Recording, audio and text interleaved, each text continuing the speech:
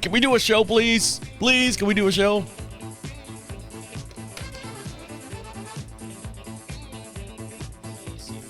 Here it is. That'll be just fine. No one will hear it. No one cares. All right. We're gonna fuck this chicken? Let's fuck this chicken. Here we go. 249. Oh, I got all this other shit in here. Hold on. Everyone gets so excited. So excited. Let's go. We start with a clean track. I don't know what the fuck is on it from before, so let's go with that. Here we go. Are you just trying to navigate adulthood in a world that still expects you to have it all figured out? Welcome to This Is 50 with your host, Travis Holmes. Jesus Christ! Can I get anything to work around here? I've been struggling with my damn printer. I had a big update. I know everyone knows crashed a bit. But my computer itself, the one that serves everything here in the studio, and I have a Bluetooth printer over there. And 3 days ago, I was getting the print without turning it on, turning it back on, turning it on.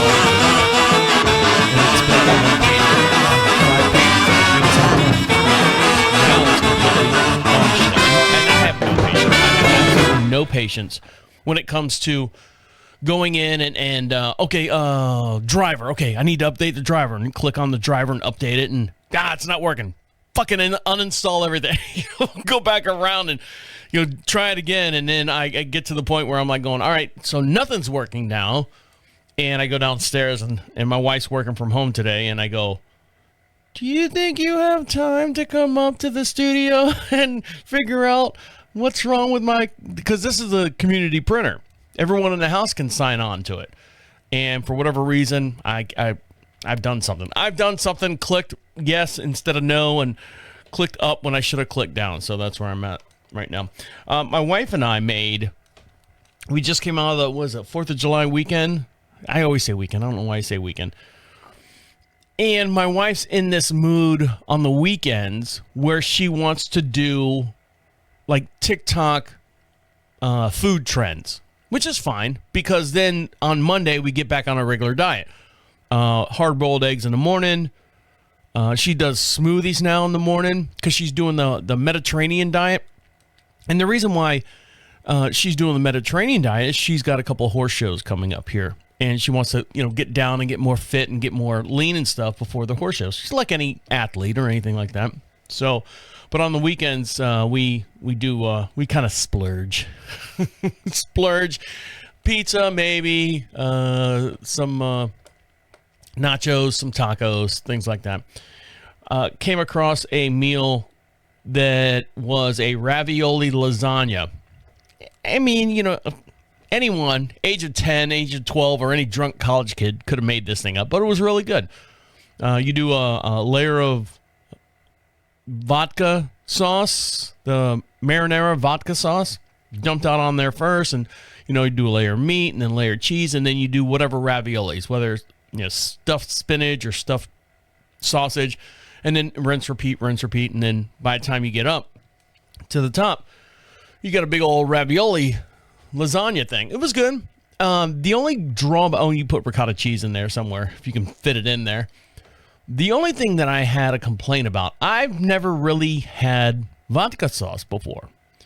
And you're thinking, well, vodka sauce, I don't know how it's made. I don't know what's the difference between that and this. Now, I will tell you, if you're watching this on the YouTube video, it's almost, actually my hair, because I've got I got a spotlight over on top of me. It's almost like a fire flame color. You know how fire has that yellow orange tint, and marinara sauce is almost like just red. That's marinara sauce. You can't confuse the two. Vodka sauce has this orange tint to it, and I poured it in the dish. We have a big 11 by 13 dish. And I go, well, let me taste this. Let's see if I'm going to like this. So I give it a big spoonful in my mouth, and I go, whoa. My wife's like, what's wrong? I go, I don't know if this is going to be good. She's like, oh, it'll be good. It'll be good with everything all mixed in and stuff. I said, yeah, but this tastes like if I was to eat Chef Boyardee right out of the can, this is what the sauce tastes like. It tastes like that Chef Boyardee cheap sauce that they wrap in their raviolis and all that. She's like, yeah, that's what vodka sauce is. I said, it's the ravioli inside the Chef Boyardee. She's like, no, but that's kind of the way they made the Chef Boyardee cans with this sauce. Because if you do marinara sauce, it's got a lot of tomatoes and whatnot in it. I don't know if that would survive being on the shelf. I don't know. But I took a big old spoonful and I'm like, oh man, we spent, 20 some odd dollars on real raviolis. A bag of like a pound or whatever it is. Really, it was like $10 a bag. Real raviolis, and it's got the chef guy on it, and it's got the little window on the back so you can see inside. It's not frozen, it's fresh. And, we bought ground beef and all the other accoutrements to go with it. And then, I got this, what is it, Bortelli, something like that. And the jar was like $3. And I was like going, well, all right. It's the only one they had at Walmart. I'm looking through all the other ones. I'm like, nope. Well, this is the only one that said vodka sauce, so I might as well slather this on this meal that I'm making here. And so, I'll tell you what, it turned out pretty goddamn good. It was really good. So good that I ate it for 3 days straight. And yeah, well, between my wife, me, my wife, and my dad, he's only allowed to have one dish. He has a habit of going in there and just kind of cleaning us out when we make a big dish. What the hell happened to this food? Oh, I thought it was for everybody. No, you've got a grocery list. You've got your financials. We have our list. We have our financials. I'm not sitting here making food for the house. We'll offer you some if we got a little bit more extra or whatever. We'll offer you a dinner, a sit-down dinner, a home-cooked meal. But, I'm not feeding the neighborhood here. So it turned out pretty good. So I was happy with it. Jesus. I'm all out of whack. Sorry, I know this first segment's not really inspiring or anything, but I've been normally I get on the air by 2 o'clock in the afternoon. 1:30, 2 o'clock. I'm so pissed because I've been having to run up and down stairs. Oh, really? Your big fat ass can't do it? No. I've been dealing with this printer, so I'm like an hour and a half behind, so my brain is still thinking about this stupid printer. So I apologize. And I you know what? I'm going to take a little break. I'm going to come back. I know you guys are wondering about what happened at the karaoke live event that I had to do with the neighbors and whether I was going to get paid and stuff. So let me take a little break. Let me calm down because I'm still verklempt from running around and trying to get this paperwork. This is my cheat sheet for the show. It has all my stuff and everything. And let me gather my composure, and I'll come right back. So stick around. I'll be right back. I go for a walk now every morning, as long as it's not raining out. I go for a walk every morning, and for those of you who don't know, and you've been this is your first time listening to the show, welcome to This Is 50. Normally we have a couple people that are on the show. Unfortunately, right now they're indisposed, so I'm not going to make excuses for them, but for normally, so this is me. This is my therapy session. My name's Travis, as you guys know, and or if you don't know, my name's Travis. This is my therapy session. Just turned 51 actually earlier this year, and these are just kind of the things that when you get to a certain age, you're assumed to be an adult, and you assumed everyone else around you within your age. If you see an older person, you're like, okay, that person's an adult, and then the people that are close to your age underneath you, like my wife's 8 years younger than I am. She's an adult. You think they're more mature, they've got everything set together and all that, and I'm coming to find out that when I hit 50, I was like going, God, when does everyone else grow up? When do we grow up and just say, okay, we're all on the same page. We're all adults. We know how to do this. Because you always hear that. Well, we're adults here. Let's figure this out type deal. But now, when I hit that age, and I was like going, we're not adults. We are still, to the minute, to the day, to the hour, we are still trying to figure this thing out. So this is kind of like my little therapy session. And hopefully, fix my hair here. Hopefully that some of you people out there listen to the show, hopefully it'll be your therapy session as well. If you get a laugh or two, that's fine. If you don't, I don't care. I'm doing this so I don't bite the people's heads off that I live with here in the house. But we do have a Facebook page, This Is 50 Facebook, and we also have a YouTube channel, which is This Is 50 Show. Don't get confused with the 50 Cent, the rap guy. I guess he came first. I don't know, some wash-up rapper. But no, you can see the logo and you know where we're from. So we'd like for you to join us on YouTube or wherever you listen or whatever for the show. I don't know. I'm rambling here, but so I go for a walk every morning. I go for a 3-mile walk, and I started doing this probably. I did it right before we started going. Or right before we went to Alaska. If you're watching this here on YouTube, there's my Alaska shirt. There we go. Alaska. I got like 9 of these shirts because, one comes with a hat, one comes with a scarf, one comes with a jacket. So I've got like 9 different Alaska shirts. We had a good time. But before we went on this cruise, I wanted to get in shape because I knew we were going to do a lot of walking and everything. So I would go for a walk. Now, we sit on about 22 some odd acres here. And next door to us, there are some houses. And I say next door, not like a neighborhood. 200 yards there is a house. Another 350 yards over there, there's a house. And then there's a road. It's now a cul-de-sac because they're starting to put houses on it that runs, down and then circle dry away and comes back up. There's 6 houses on it right now, and I think that it can hold probably 20. So I walk. I walk down the 2-lane country road that runs out in front of our property. I take a left, and I go down there, and I go down and back and down and back. And it's like, if you're watching me on the video here, it's this. It's not flat. It's down and up and down and up. So it's a good little workout. So I do 3 miles. I start with one side of the road. And as I'm walking, and I'm looking down, because I don't want to trip, and it's asphalt, I see like little turds. little doggy turds. Now, I know there's a lady 4 houses into this cul-de-sac street that has a little Shih Tzu or something like that, and I've seen her walking, and, hi, how are you? But these turds are out of her circle for the little Shih Tzu. It's way too far from the house. Shih Tzus can't walk too far.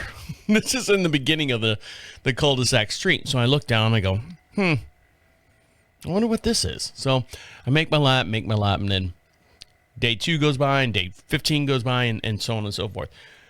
I was walking, coming back up the down staircase, and then in the distance at the top of the hill, because the street goes down, wavy down and then wavy back up. So as I'm coming down, as I'm coming back up, I see this little silhouette, because I walk at like 8 o'clock in the morning. I see this little silhouette of a woman, blonde, gray hair, I don't know, I can't see. And she's got a dog, little Shih Tzu, little Atsu or whatever they're called. And she starts walking to the guy's house that I know that lives on the corner of the neighborhood there. His name's Charlie. He's a retired preacher. And I go, is that the lady with the Shih Tzu? Do they know each other? Now, I know Charlie has a wife. I know he's married, but I never see her outside. So I look and, she goes in the house. I go, you know what? I thought she was like an invalid. This is Charlie's wife. She's the one walking her dog out here and leaving turds at the beginning of the cul-de-sac. So the little peanut-looking things. I'm like, all right, well, there you go. Problem solved. I know who they are. So yesterday, actually, I'm walking, and I'm out there early. I'm out there at 7:30. I want to beat this heat, this North Carolina heat. Jesus Christ. So I'm start my walk, and I go down around the cul-de-sac, and I come back up. And I caught her off guard. She didn't see me coming because I'm an, stealth walker, sweating and walking at the same time. Oh, you didn't hear me coming? These big old size 13 clomping on the concrete and stuff, walking back up this hill? No, you didn't see me coming? Oh, maybe she's got bad hearing. She's got one of those like little collie dogs. I don't know that that's the right word. It's a little white dog with brown ears, and they're nice and long and floppy. Dog probably weighs like 22 pounds or something like that. Brown tail, and I don't know what kind of dog that is. You guys can fill me in later. And she turns, and I'm probably 50 feet from her. She turns and starts like beelining it to her house, to Charlie's house where they live. And the dog's barking, not barking like mad dog. He's barking like, hey, help me. Hey, I need a friend. The lady's like literally with the collar and the dog leash yanking this dog. Come on, Twinkles. Let's go. Come on. Get inside. I'm like, hey. She's like, Twinkles, let's go. I mean, now she's like double timing it. What? Are you afraid of me, lady? Are you? I've seen you out here. I've seen you picking up sticks with your husband mowing the lawn. He's no, he's no prime candidate to be doing anything. He's 100, 300 and some odd pounds overweight. I'm the guy who walk. I do this every day. I'm out here for 1 hour. It takes me 1 hour to go down and back 3 times, 3 miles, 1 hour. Do the math on that. And she's freaking out. She's literally dragging this dog onto their property through the gate. And as soon as she gets in the gate, she's relaxed. I feel safe. The big bad guy's not going to get me. Like, little overkill, lady. Little overkill. A long time ago, I know I'll get to the karaoke thing here in just 1 sec. I don't want to get these out of the way because they're a little stupid, little fucking shake your head. I thought we were adults type deal. Let's see. Scratch that one off. Many years ago, when I was living in Orlando, Florida, I went to high school, did community college. From community college, I was working part-time at Home Depot. Home Depot sent me to UCF for a while to study agriculture, landscape, design, architect, and all that stuff. It was part of their program that they had. They pay for your school and all that. So I did that. And I got my license, got everything, and I created a landscaping design company in the peak of the bubble. When I say the peak of the bubble, when houses were like, you would buy them for, $200,000, and within 40 days they were worth $350,000. And that was in what 2003, 4, all the way up to 2009. So I took advantage of that, and I created a landscape business. And I had a guy, high school friend of mine, he's now dead, hung himself, quote unquote, hung himself. He was a drug addict, but maybe owed some money to some people, but that's another story for another day. He had 3 or 4 brothers. This one brother lived in the very posh township of a place called Belle Isle. Now, you can look this up on the map. In Florida, it says Belle Isle. And the Conway Lake chain, there's 3 of them, are proud of being the least contaminated lakes in all of Florida. So to live on this property is expensive. Now, the houses are very dated. The neighborhood was built in the 50s and 60s. So people have, added and updated and all that stuff. But he's living in this house from the 1960s. Now, if you don't know anything about Florida houses, everything's 1 story, usually 1 story, and it's a rock and gravel roof. We don't have high pitches on our ceilings, on our roofs and stuff. So it's all tar and gravel. So nothing fancy, nothing really. I mean, a lot of the houses look kind of chopped up. You can tell that they've added on, that used to be the kitchen. Now it's the dining room, and the kitchen's now over there. And he was so proud. First of all, his wife is the one that makes all the money. He barely makes shit. But he thinks he rules the house. He thinks his, look where I live. Look at this beautiful landscape and stuff. So he hired me to do maintenance on his property, only because his brother, the drug addict that was working for me, he was doing him a favor. So I go out there and mow and do all that stuff, and we'd trim and stuff in between doing installs. You need to make ends meet. And he would come out and he'd, oh, you're not doing it right. I've been doing this. I've mowed lawns for, blah, blah. And anyways, if one blade of grass was out of place, he'd call me up or write me some stupid email or something. Who do you think you are? And he had a little problem. Couple too many Coors Lights. He would get on the computer and just start typing away. So the reason why I'm telling you this is I was always like, oh, I wonder what happened to that fucking asshole. His name was Darren. Darren McKee.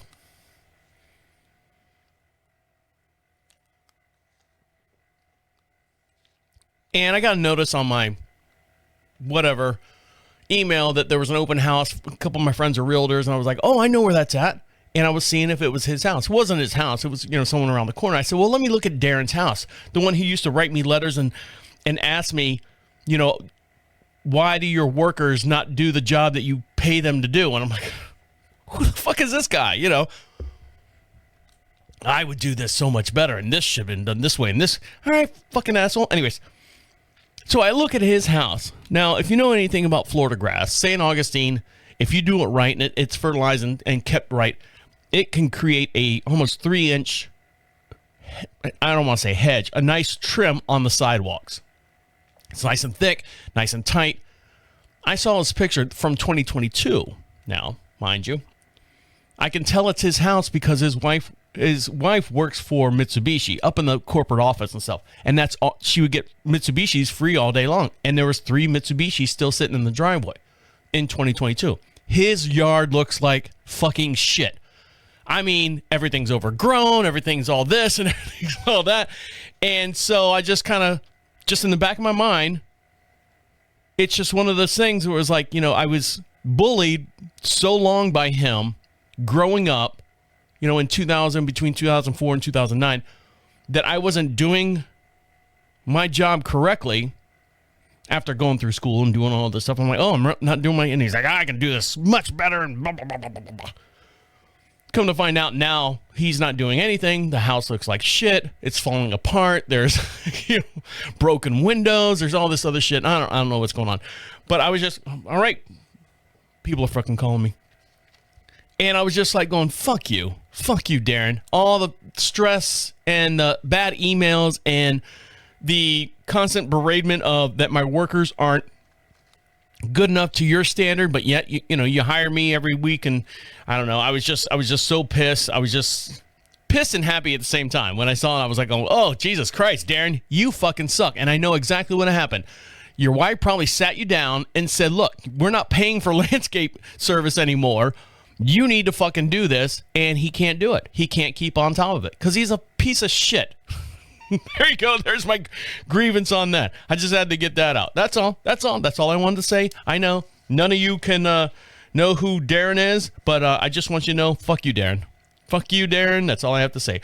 When we come back, I will dive into the karaoke story now. I know you've been waiting patiently and you had to suffer through that story, but it gets interesting. There's a lot of FUs that have been said during the karaoke thing, and I'll dive into that. So stick around. I'll be right back. It smells so nice. It's so relaxing. I don't know if it's good for your skin or anything, but it's so relaxing. Well, it's got chia butter in it. Chia. I like how they put the ribs on the side of so you don't slip. There you go. That's what I use. It's good. I like it. You ready? I would like to start this segment by saying thank you. Thank you to everyone. We are coming up on almost 7,000 subscribers to the channel. So obviously there's people out there that relate to the stuff that I'm talking about. So I appreciate it. I try not to get too commercial with this. Like I said, this is all therapy for me. If you guys can enjoy it and relax and have a good time with it. If you want to make fun of me, that's fine. I got big shoulders.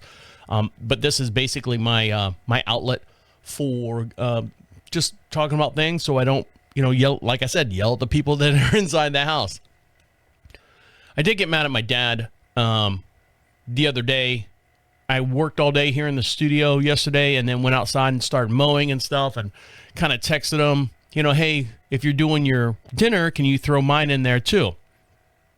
And then came inside and, you got a text message? Dad, you got to pay attention to these type things, I pay attention when you text, and you should pay attention on the reverse of that. And I got a little upset, and I took something and threw it up on the counter.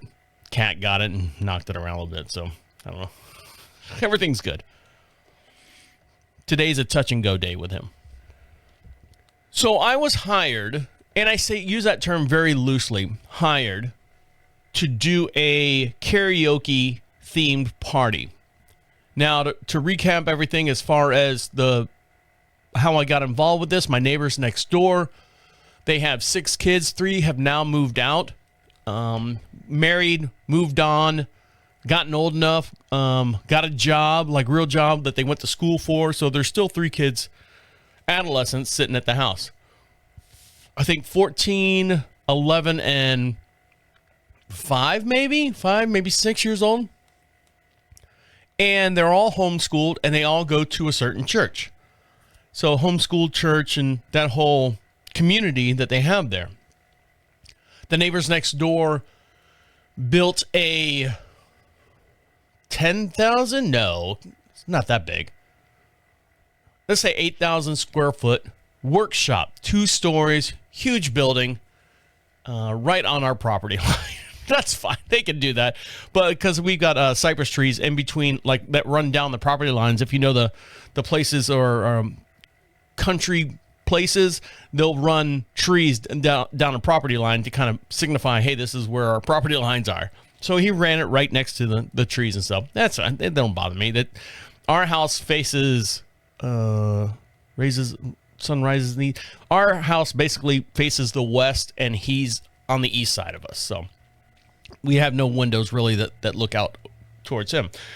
But his kids will have dances with their schooling and stuff. The homeschool, all the homeschool kids get together. I've told you stories about all the funny kids that go out there. And since I've got all the live equipment when I do live gigs for the other podcasts and everything that I do, they say, hey, do you mind coming over and just playing some music and setting everything up? And I go, yeah. And they kick me $100. They kick me a Finsky. Is that a Finsky? $100? They kick me a Benjamin. Let's do it that way.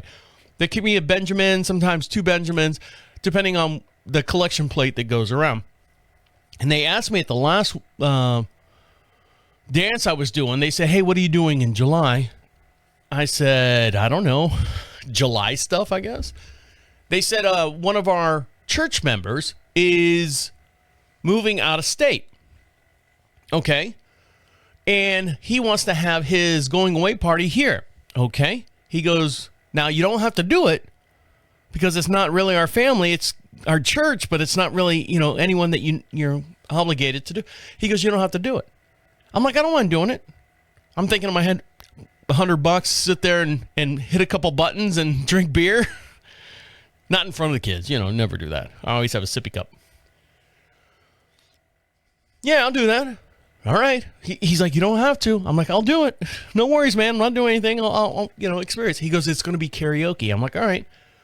So day before the show, day before I go over there, I'm like, do we have a karaoke machine? Because I got the big soundboard, the big mixing board, and I've got everything all set up and stuff. Yeah, he doesn't have a mixing board. I said, so are we using my microphones? My $5,000 microphones to do karaoke? No, these aren't that expensive. These guys right here, I think they're just over $100, but still, they're made to do one thing only: sit still and record my voice. They're not made to go halfway there, whoa, pumping and things like that. I go, I don't have microphones that do that. I said they're stationary. Yeah, we're using your microphones. All right. So I get everything set up, and I'm like going, no karaoke machine? No, we're going to use your laptop and connect to the Wi-Fi, and they have YouTube channels of nothing but karaoke. I'm like, oh, this gets better by the second. It gets better by the second. So I get everything all set up, and the guy shows up. Party's at 4 o'clock. I get there about 1 o'clock, 1:30. Set my stuff up. Takes me about an hour to set up all the lights and everything like that. I've got some gobos and, just some ambient stuff. Set the speakers up, do the sound test, and get everything all set up there. And he shows up. His name is, what's his name? Forgot his name. Jason. Let's call him Jason. I know it's not Jason, but let's call him Jason. I know. Good host there, Trav. Don't even remember the guy's name. His name's Jay something. I don't know. So he shows up, and the owner, the husband, is like going, I don't know why he's showing up like an hour and a half early. Well, I'm thinking like probably to help you set up. So he shows up, and his job, Jason's job, was to bring ice. So he shows up, and he's got bags of ice, and he's holding them up, and he's like, I got ice. And he's 25 years old, young guy. I got ice. And you can tell that they've been sitting in his car for the whole ride all the way over here. And like I said, we're out in the middle of the country, man. There is no ice, quote unquote, ice stores, gas stations, or anything around us close by within 10 miles. So he probably bought these in Charlotte, drove them all the way here, and they're like half the bag is melted. It's just like a sad gonad sack of ice on the bottom of it, and he throws it in the cooler. I'm like going, as soon as you throw it on hot water, that ice is gone. I'm like, oh, already this kid is not prepared for the outside world. A little background story on Jason. He does have a touch of the ism. Now, he's very, very conversational. He can, talk about this and talk about that. While I was sitting there waiting for people to come up, he was so nervous. He was like going, I don't think anyone's going to show up. I don't think anyone's going to show up. We didn't forget about, I don't know why he talks like Elvis. He's like, we didn't forget about you. And I'm just sitting in my chair. I got my little booth going on. I'm just sitting back, relaxing, sipping my daddy Cokes. And I'm like, hey man, don't worry about me. This is all about you, bud. It's all about you. These are your friends. This is your community and all that.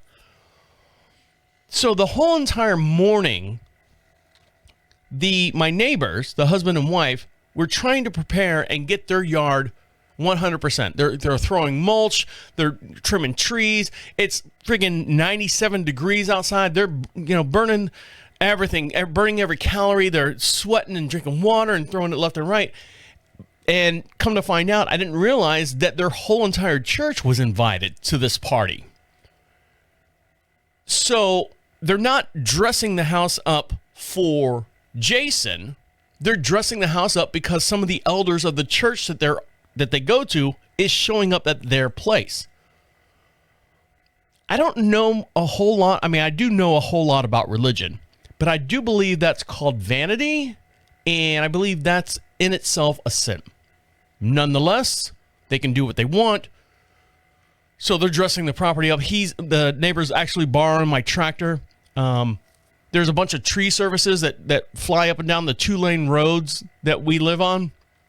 I mean, like, where they mulch it all up and they got no place to dump it. So he goes, hey, we'll take it. We'll take that mulch. We'll take all that. And he's got a mound, 8 feet tall, sitting right there on our property lines by the power pole. And he's like, can I borrow your tractor? This would be so much easier if I could borrow your tractor. So I've got a Kubota tractor. And he's, picking it up and bucket scooping it and dropping it. And the kids are spreading it around and picking it up and he drop it. And the wife's spreading around. They're friggin' busting their ass. Well, of course, they don't drink.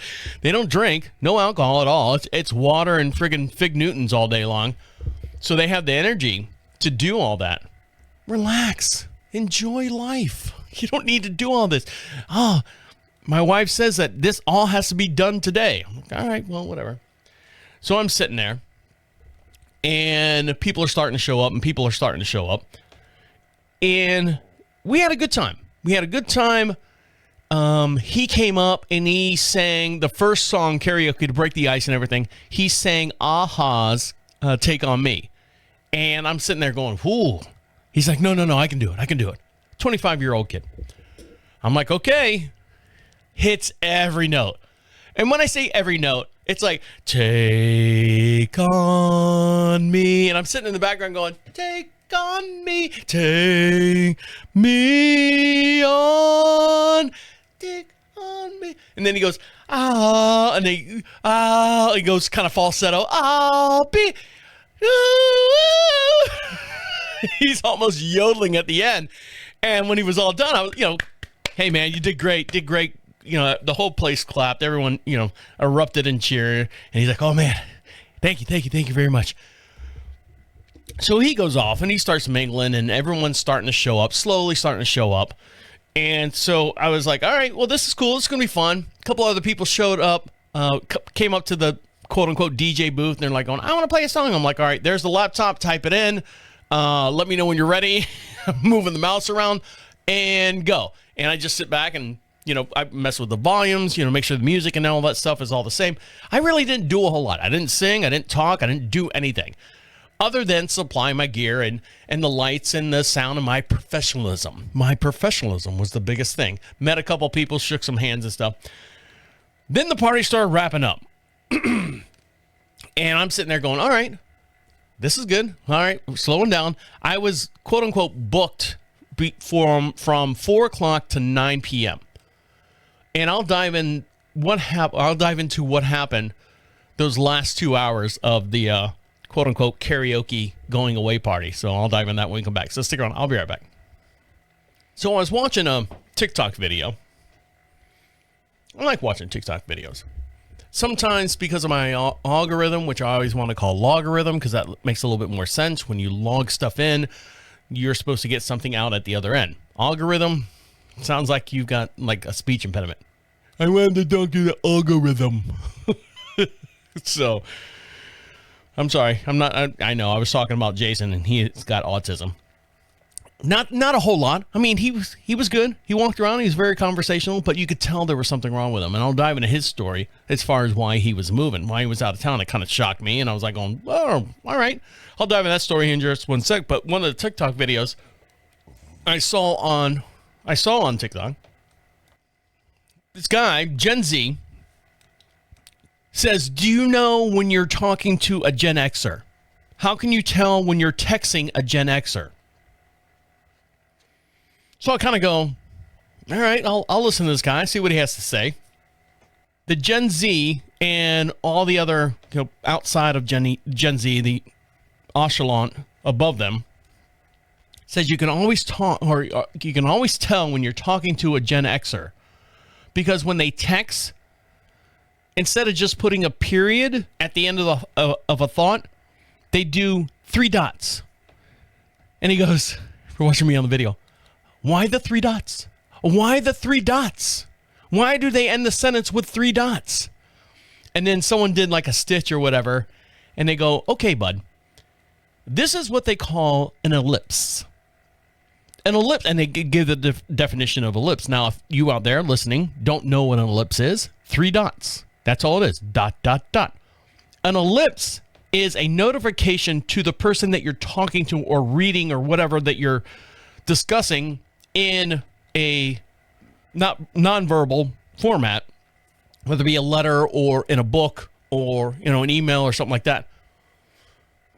Basically saying that I don't need to define what I'm talking about because the 3 dots should let you know exactly what I'm talking about. I don't need to define, what I mean by, hey, make sure you pick up your brother or something after work. And because of, that type thing, ... That's it. I don't know if that's a good example, but you get the gist of what I'm saying. ... So, and they were pitching a fit because why are you using so many dots? Why aren't you just using like an emoticon or something like that? And I was like going, you know what? Not for nothing. I do that all the time. I catch myself doing it all the time because I text people all the time dealing with this show or any other shows that I'm doing. And I deal with younger people when I do when I have sponsorships coming in and I'm dealing with like other people, a little bit younger crowd and stuff. But I catch myself, typing and then doing ... and then typing and then ... and then typing again ... And I don't know if they understand what I'm saying. I hope I don't come across like old fart Magoo over there. But I mean, yeah, ... That's how they can distinguish if you're talking to like a Gen Xer when they put ellipses up there. And I just thought that was kind of funny. Because I've never really noticed that until they brought it up. I was like going, yeah, I do that all the time. I do it with my wife. I do it with anyone that I talk to. It's just the way my brain has been trained to verbally communicate non-verbally, if that makes any sense. So I just thought that was kind of funny. ... Why do they do it? So I was talking to Jason, the guy leaving, going away party, and he's 25 years old. Found out that he's 25 years old, and he's leaving North Carolina. He's moving to, I believe, Tennessee with his dad. Now, a little background that I found out while talking to Jason is Jason used to work for a warehouse. Now, I know the backstory because I talked to the neighbor, the guy who was hosting the party, my neighbor. He's like, yeah, Jason's got a little bit of the tism, and he blew up at work. He worked for Amazon. He was like a floored lead or something like that. He had a really, really good job. But the autism got a hold of him, and he got into a conflict with someone and flew off the handle, and they literally went, can't have that. You got to go. You're fired. So I knew that story going into asking Jason about, why are you leaving? Well, I'm going. Well, he's sitting there, he's talking, and he's one of those people that blink and look past you while they're talking to you. Complete normal conversation, but blinks and looks past you or through you. That type level of the spectrum. Found out that his mom and dad divorced, 5-6 years ago. He's been living with his sister locally in the Charlotte area, and then he lost his job. And because mom and dad don't live in the state, his sister goes, well, you don't have a job? I'm going to go do what I want to do. You've got to move out, and see you later, bye. So he's in panic mode now because he has no money coming in. He doesn't get along with his mom. I don't know what reason. I didn't dive into that story. He's going to go move in with his dad in Tennessee. And I said, so what are you going to do in Tennessee? Oh, I don't know. He's like, I said, where'd you come from? He goes, I work for a warehouse. And I said, well, there's lots of warehouses in Tennessee. He's like, yeah, I know. But, I got fired, 2 weeks ago. I don't have any money. So this is like crunch time. And I'm trying to figure out, moving and stuff. So I'm already being set up. I'm like, so let me get this straight, Jason. You wanted to have 40 some odd people come over here and borrow the neighbor's facility, hire a karaoke guy with all of his equipment, and ask people to bring food and drinks and beverages. And he did get some, like it was a wedding, like a reception. He was getting like envelopes of money and stuff from the church. And you have not a single dime in your pocket to do all this, in my mind. And my response in my mind from him is like, oh, yeah, I don't have any money. So I was like, oh, this is going to suck.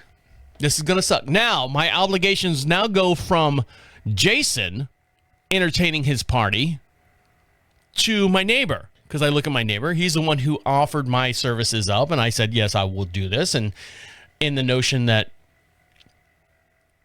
past precedent has been set or established that I would get at least an X amount of dollars. Now, I don't do it for the money. Believe me.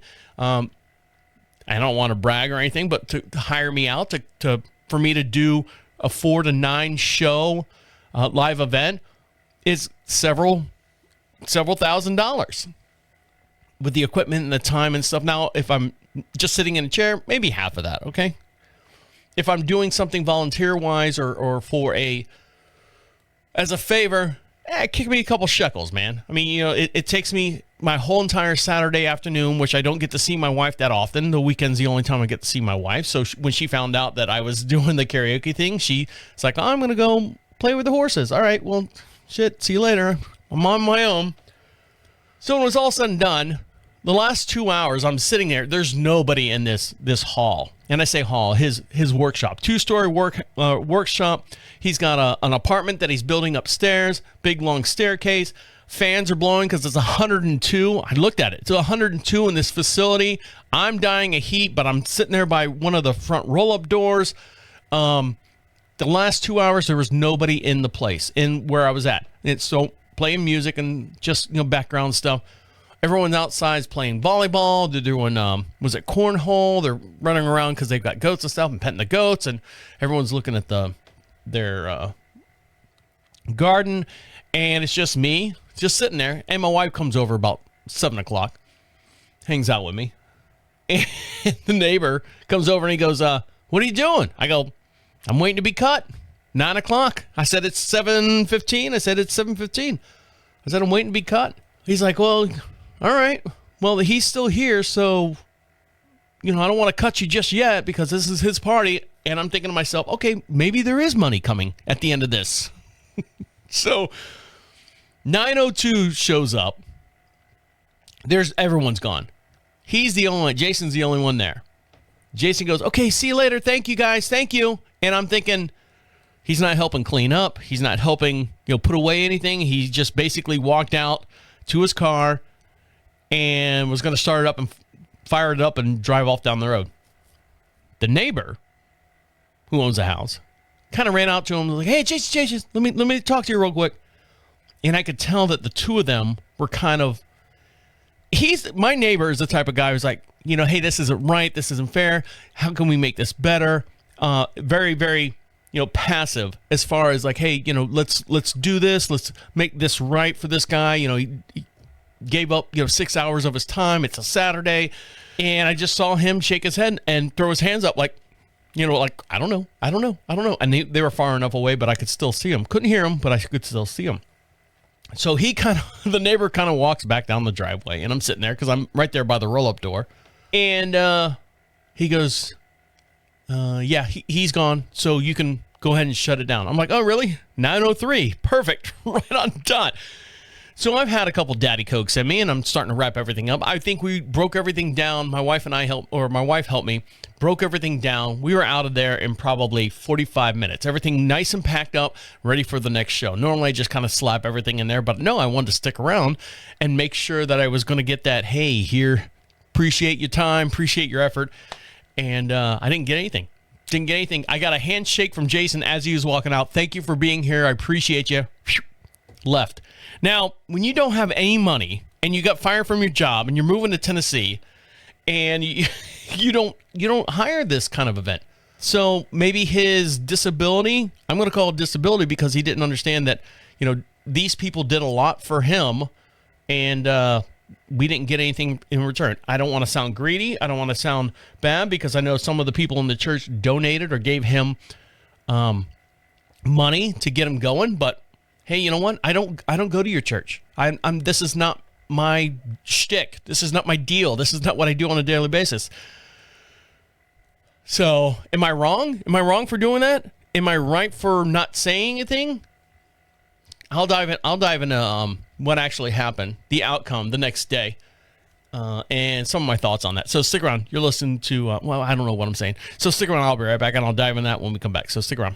Something that's happened to me that hasn't happened in a very, very long time is my ass got chapped. And I'm not speaking like metaphorically, but my ass got chapped.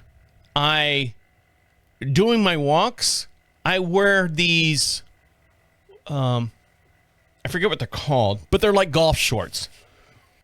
I figure golfers wear them and they walk up and down playing the links and stuff.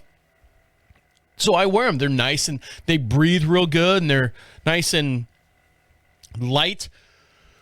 But I started getting like behind my butt cheek, where my leg meets my butt cheek, I started getting raw. And I'm like, oh, man, this is new. I haven't had this happen in a while. But yet, then again, I haven't been this physical for any length of time for a very long time. So me trying to get the lbs down, my ass got a little chapped. And I'm sitting there like I run in the house because I had to mow the lawn and do all the other stuff, yard work and blah, blah, blah that comes with this property. I was like, oh, man, I'm chapped. I can't walk anymore. I'm like doing that whole wide foot stance, trying to keep everything from not touching each other. And I run in the house and I get some Gold Bond. I got some Gold Bond. And I went to squeeze the damn thing into my shorts and the whole top blew off of it. So now I look like friggin' Tony Montana with all this white powder on the floor and all over my hands. I'm like going, Jesus Christ. So I'm wiping it on myself and trying to wipe it on the parts, the itchy, gritty parts. And so now I've got it on the carpet and I'm trying to do that whole pinch and back into the container, which doesn't, you pinch and it doesn't work. So I was like, all right, well, my feet are kind of sweaty. So I'm taking my feet with socks on and rubbing it in the powder. At least this part of the area will be nice and clean, nice and smelling fresh and not chapped at all. So that's one of the things doing my walk that I've been dealing with. Another thing I was dealing with was I'm getting back to Jason again. I know, big moment. Big moment, lots of stories. Just give you an idea of where my lifestyle and everything comes from. So this is a church event. It was Jason's going away party, church event. And my neighbors, I've told you before, they grow everything. They try to make everything themselves. Talking to him during the party, he was like going, yeah, we just bought 40 new meat birds, chickens. So they're trying to raise the chickens so they can have their own meat and stuff. And I think the reason, and you're like going, well, aren't these, what are they, hippies or something? No, I think the most part is that the wife has the DNA in her system that is, her lineage is very susceptible to cancer. Her sister died of cancer. I think her mom died of cancer at a young age, both of them at a very young age. So I think part of their thing as far as moving out here into the sticks where we're at is they want to grow and control what they actually ingest. She wants to live as long as she possibly can. Yada, yada, yada. So they make a lot of their own food and they make their own bread. If it was in the Bible, because they're very religious as well, they don't push the religion on you at all. They don't judge you at all, which is great. That's why I like them a lot. I get along with them great. I'll walk over there with one of these in my hands and I go, hey neighbor, can I help you cut the tree? Yeah, grab an axe or grab whatever. I'm like, all right, give me 1 sec. He doesn't judge me, which is great. That's what you should do. He asked me one time in the whole entire 6-7 years that I've known him to come to church with him. Hey, what are you doing this Sunday? In the middle of a drink of beer, I'm like going, I don't know, probably sleeping in. Well, you're welcome to come to church with us if you want. You can have this great fellowship. I'm like going, it's not really my thing. So appreciate it. And I'll see you later. So for them to have this party and to be the host, a modest host would go, okay, we'll throw out some chips. We'll make something snacky and all that. And with the church background that they have, their community, I was thinking like everything would be homemade. They would make everything at home and they would make everything and they bring it in and it'd be this Amish type spread is in my mind. They all have the bonnets on. Jebediah comes in, he's got, deep fried cow balls, and he's putting it on the table. There you go, Zechariah, you can have that. But no, everyone that brought something, there was only 4 people that brought actual real food. When I say real food, let me define real food for you. One person brought a crock pot of pulled pork. Probably bought a Boston butt, put it in a crock pot, boom, you got pulled pork, right? Someone brought a cheese platter, basically bought a bunch of blocks of cheese, slice it up, boom, charcuterie, sort of, charcuterie. There's no meat on it. Someone brought a bag of chips. Sweet potato chips. Didn't know they existed, but I guess in this culture, sure, sweet potato chips. and then someone brought a bag of popcorn. But everything else was bought. Like all the desserts were bought. Like they still have the round dish from like Publix with the clear top on top of the cake. Everything was bought, and brought to this cover dish. Now, I remember when I was growing up and I was forced to go to church because my dad was drunk in bed and my mom wanted to get me out of the house on Sunday so my dad could sleep in. And I would go to church with my mom and aunts and uncles and stuff. And I was at a young age, 6, 7, 8, 9, 10, 11. And we would have the third Sunday, we'd have cover dish. And everyone would make something and bring it to the cover dish. And it was all homemade stuff. It was all, nothing bought like off the rack or anything like that. Everything was homemade. So when my neighbor said, hey, we're having the church come over, I'm thinking, oh, great, we're going to have all this great cover dish type food. No, everyone that showed up with their little snot-nosed kids, because all ages, like, it was an all-age party. Don't come near the DJ booth. He'll breathe on you and you'll pass out. Brought something bought from a store, like prepared, prepped, pre-prepared. Is that a word? Yeah, fuck it.